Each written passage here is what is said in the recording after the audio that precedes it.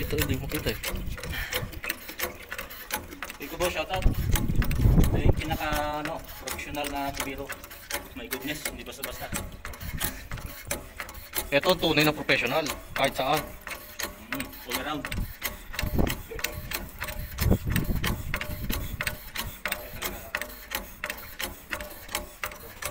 Kita mo rin yung ating binonggahan. Nakaiga. Kailangan makaabot ng 15 ba? Mahal pa yan. Makakain pa tayo ng kubos. Ang kubos kapsa tayo. Chip, kubos. Uy, kabsa. Sige, Bumba. Naka-video ka, mag-preso ka. Ayan. Testing for water supply. Plumbing. Kailangan umangat pa yan. Nadami ba naman ng ano yan, ng pipe? Hindi basta-basta yan. Marami. Nalawalo tayo eh. Ako naman. Dami ng pipe niya, no? Susuplayan niya hanggang baba. Grabe, ilang galon na yun naubos namin. 1, 2, 3, 4. Pang-5 to. O, yan. Wala naman yan. Tapos yung metro na namin, 5 bar pa lang, 5 bar. Abutin pa to ng 15. Oh. Grabe pa. Yan, tughong. Daming tinapon. Sige, tubo. Yan ang professional na ano. Hindi basta-basta yan. Ano tuloy ng professional? Electrician na, tubero pa. Mabayero pa. Wala dyan. Wala ka nakakalag dyan. Bilis.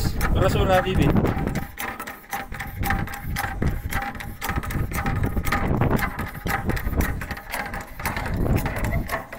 Si Jimmy tumatao.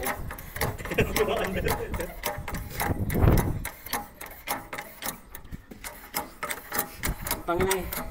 Hindi ka pa nakakasako. Sakto na, konti na lang. Kunting-kunti na lang pasensya ko. Hindi yan basta-basta yan. Sa laki ng bahay na to.